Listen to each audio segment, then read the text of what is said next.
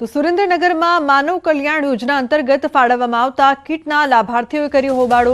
શહેરની મધ્યમાં કીટ જિલ્લા ઉદ્યોગ કેન્દ્ર દ્વારા આપવામાં આવતી કીટમાં ઓછી વસ્તુઓ આપવામાં આવતા લાભાર્થીઓ રોષે ભરાયા। કોન્ટ્રાક્ટર દ્વારા કીટમાં અંદાજે 50% જેટલી વસ્તુઓ ઓછી આપવામાં આવતા વઢવાણ, લીંબડી અને ચૂડા તાલુકાના લાભાર્થીઓમાં રોષ ભભૂક્યો। લોકોએ ગેરરીતિ કરવામાં આવતી હોવાનો પણ આક્ષેપ કર્યો। સાથે જ કીટમાં મળવાપાત્ર તમામ વસ્તુઓ આપવામાં આવે તેવી માંગ કરાઈ। પરિસ્થિતિ વધુ ઉગ્ર થતા એ ડિવિઝન પોલીસે ઘટના સ્થળે પહોંચી મામલો થાળે પાડવાના પ્રયાસ હાથ ધર્યા। અડધો સામાન આનકા રાખ્યો હતો ને અડધો સામાન આ જે ફોટો પાડ્યો એમાં રાખ્યો। એટલે પછી મેં પૂછ્યું, મેં કીધું સામાન કીધું અમને આટલો જ મળે કે હા તમને આટલો જ સામાન મળશે, આથી વધારે સામાન મળશે નહીં। એટલે મેં કીધું તો મારે આ સામાન લેવો નથી, મને મારો પૂરો સામાન મળશે તો હું લઈશ, નકર મારે આ સામાન જોતો નથી। અમે અમારો પૂરતો સામાન લેવા માંગવી છીએ। જિલ્લા ઉદ્યોગમાંથી અમારી કીટ મંજૂર થઈ છે તો અમે એવું કહીએ છીએ કે આમાં જે લોકોની મિલીભગત હોય, જિલ્લા પંચાયતમાંથી હોય કે પેટા કોન્ટ્રાક્ટરમાંથી હોય, અમને અમારો પૂરો સામાન નહીં મળે તો અમે આગળ કાર્યવાહી કરવાની અમે કોશિશ કરશું। તો રાજ્યમાં 37 લાખ રાશન ધારકોને રાશનમાં ચણા અને તુવેર દાળ નહીં મળે। ગુજરાત રાશન શોપ ડીલરના પ્રમુખે આ દાવો કર્યો છે। કુપોષણ સામે લડાઈ માટે સરકારે ચણાનો જથ્થો વધાર્યો, પરંતુ અગાઉ આપતો ચણાનો જથ્થો પણ મળતો નથી।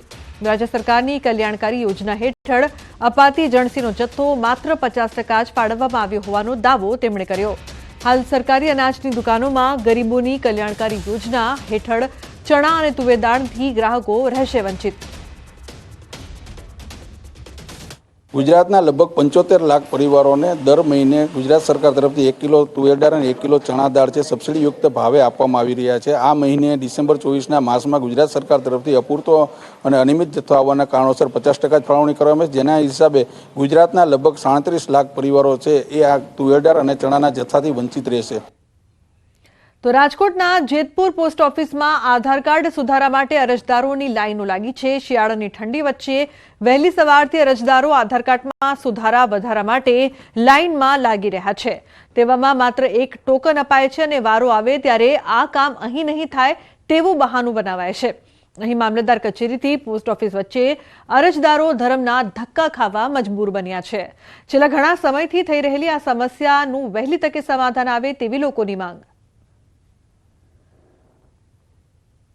હું 5 વાગ્યાનો આવ્યો છું સવારનો, પણ વારો આવતો નથી। બરાબર, વારો આવે પણ એ ખોટા બહાના બતાવે છે કે આ કામ નહીં થાય, મામલેદારે જાઓ, મામલેદાર વાળા એમ કે પોસ્ટ ઓફિસે જાઓ, અમારું કામ થતું નથી। મામલતદારેથી પોસ્ટ ઓફિસે, પોસ્ટ ઓફિસથી મામલતદારે ધક્કા ખવડાવે છે।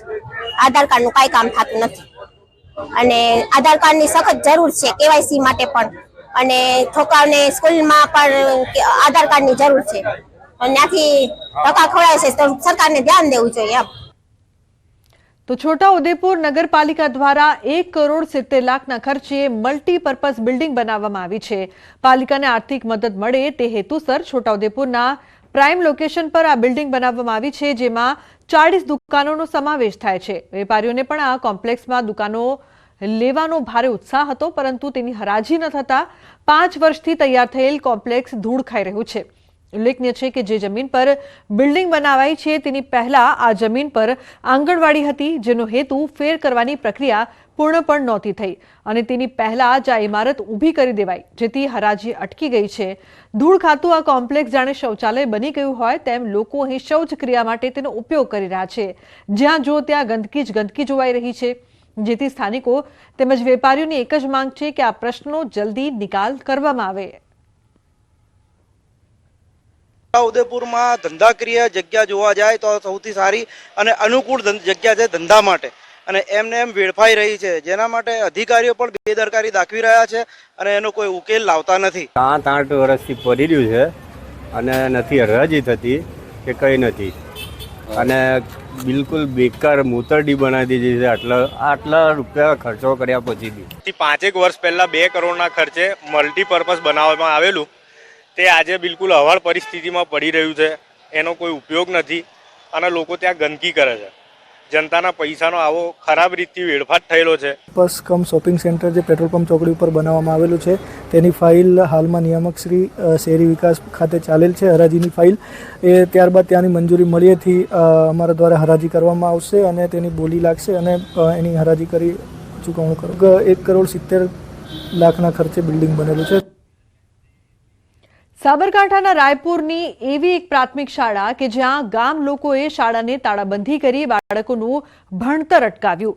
એવું તો શું થયું કે વાલીઓ જ બાળકોનું ભણતર અટકાવી રહ્યા છે? તો એનો જવાબ છે શાળાના શિક્ષકોના અંદરોઅંદરના ઝઘડા. ગામ લોકો વિદ્યાર્થીઓને શિક્ષણ મેળવવા શાળાએ મોકલે છે, પરંતુ બાળકો તો અપશબ્દો શીખીને આવે છે. જી હા, ગામ લોકોનો આક્ષેપ છે કે શિક્ષકો અંદરોઅંદર ઝઘડે છે અને પછી અપશબ્દો બોલે છે, જેથી વિદ્યાર્થીઓના માનસ પર ખરાબ અસર પડે છે. સંસ્કાર ખરાબ અસર પડે છે.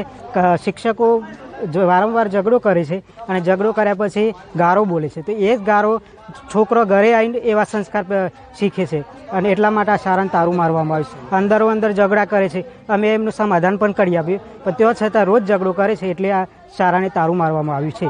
જ્યાં સુધી શિક્ષકો બદલવામાં નહીં આવે ત્યાં સુધી આ તારું ખોલવામાં આવશે નહીં. એટલું જ નહીં, ગામ લોકોનું કહેવું છે કે આ પ્રશ્ન 1-2 મહિનાઓનો નહીં, છેલ્લા 2 વર્ષથી ચાલ્યો આવે છે. અનેક વખત શિક્ષકો વચ્ચે સમાધાન પણ કરાવ્યું છે, પરંતુ શિક્ષણ આપતા શિક્ષકો જાણે પોતાની સમજણ ખોઈ બેઠા હોય તેમ સુધરવાનું નામ નથી લેતા. બાળકોના માનસ પર ખરાબ અસર પડતી હોવાથી ના છૂટકે શાળા બંધ કરવાનો નિર્ણય લેવો પડ્યો અને જ્યાં સુધી ઝઘડાળુ શિક્ષકોની બદલી નહીં થાય ત્યાં સુધી વિરોધ યથાવત રહેશે તેમ ગામ લોકોએ જણાવ્યું હતું.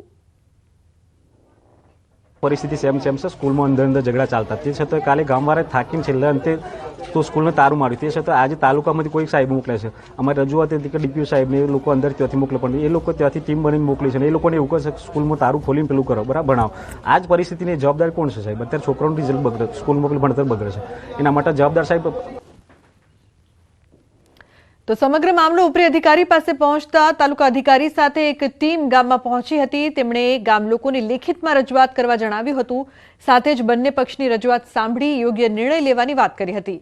પરંતુ સમગ્ર મામલાનું નિરાકરણ આવે ત્યાં સુધી બાળકોને થઈ રહેલા ભણતરના નુકસાનનું શું, એવા પણ સવાલો હાલ ઊભા થઈ રહ્યા છે.